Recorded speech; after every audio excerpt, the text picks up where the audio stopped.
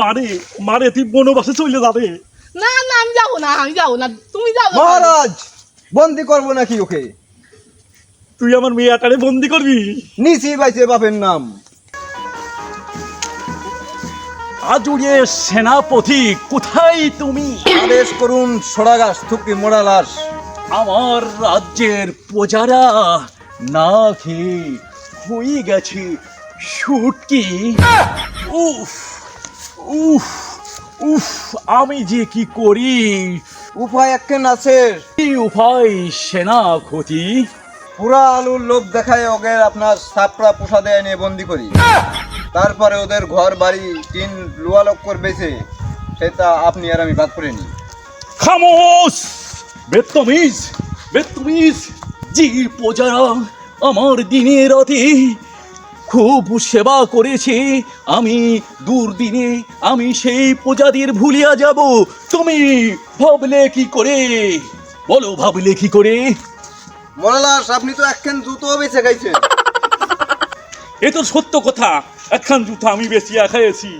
আমি কি করব? যে অভাব তোমার রানীমা পাল্টে গেছে স্বভাব, এক মাঝির সাথে বাগিয়া গিয়েছে। আমার দুঃখ কি কম আছে? চলো একটু নিদ্রাই করি, আর তুমি কি পাহারা দিবা বুচা কাছি দিয়ে? তুমি দাঁড়িয়ে থাকো, চলিয়ে চলেন মোড়া লাশ।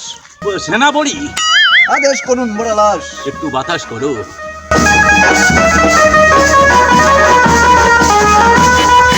না তো হচ্ছে না তো, মহারাজ তো ঘিমিয়ে যাচ্ছে। মহারাজের মুখ দিয়ে বাতাই।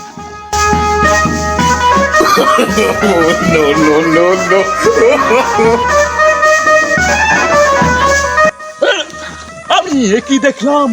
আমি কি দেখলাম? কি হলো মহারাজ? আমি কি দেখলাম? আমি কি দেখলাম? কি দেখলেন মহারাজ বলুন। আমি কি দেখলাম? পূজা কাছে দিয়ে সুজা করে দেবো। আমি কি দেখলাম? সেনাপতি সেনাপতি! কি দেখলেন মহারাজ? আমার জমেলারে 7 দিনের জন্য বনবাস দিতে হবে। মহারাজ আপনি শান্ত হন মহারাজ। তালি এই আমার রাজ্য এই সব দুর্যোগ ঘটিয়া যাবে, চলিয়া যাবে। মহারাজ তাহলে চলুন, ধৈর্য ধরে আপনি তাই করুন। আপনি কি করবেন? আপনি তো দেশের মহারাজ। তোমার রানীমা লোভের ঠেলায় এক মাঝির সাথে ভেঙে গেছে। আমি কি হবি?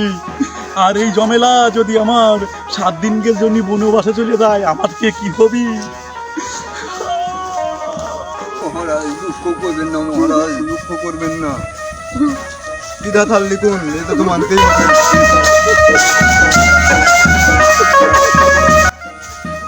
মহারাজ দুঃখ করবেন না মহারাজ, দুঃখ করবেন না। কপালের নিয়তি যা আছে তা তো করতেই হবে।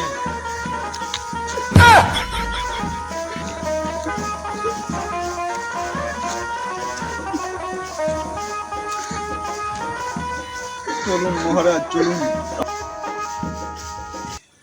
আপনার কিছু জেনে গেছে তো মহারাজ, না ঠিক আছে?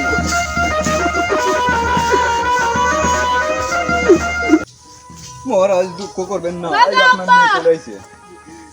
আপনার কান্দাতে আমি চলে আইছি। মারে মহারাজ মারে তোর না বনবাসে যাতে আমি 7 দিনকে জন্য। আব্বা আমি বনবাসে যাবো না, তুমি যাবা দরকার হলে।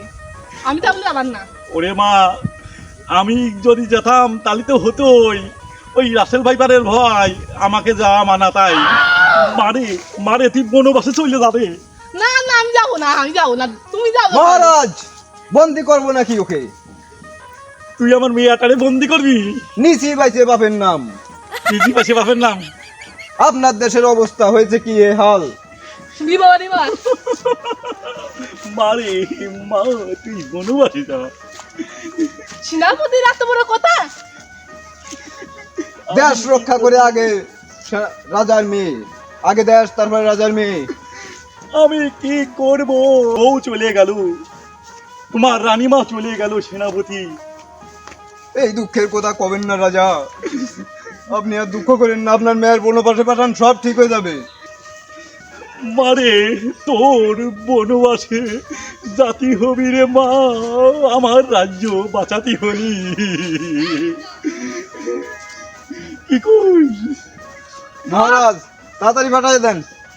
যাবি? আপনার রাজ্যের জন্য আব্বা আমি যে কোনো ক্ষতি করতে পারি, যা যাবো। তখন মিশে কথা করছিলি কে? তোর বেশি তো যাওয়া লাগবে না, আমাদের ওই আম বাগানে তোর আমি বনবাসী পাঠাবো। আর আমার এই মুকুটটা বেছে ভাঙড়ির দোকানে তোর জন্য ঝালমুড়ি কিনে দেবো, আচ্ছা আচ্ছা ফুচকা কিনে দেবো। তাছাড়া তেমন উপায় হলো না। মহারাজ আপনি বেছেন না, আমি 2 টাকা দিবানে। এই তুই কোথাকার তো চুরি করেছিস টেকা? না না মহারাজ, আপনি যেটা আপনার দেন সেটাই। তাই 2 টাকা কোন দেখ চলো মুকুট কিনা চিন্তা করি না, চলো ওর বনবাসে দিয়ে আসি চল। চলেন চলেন মহারাজ।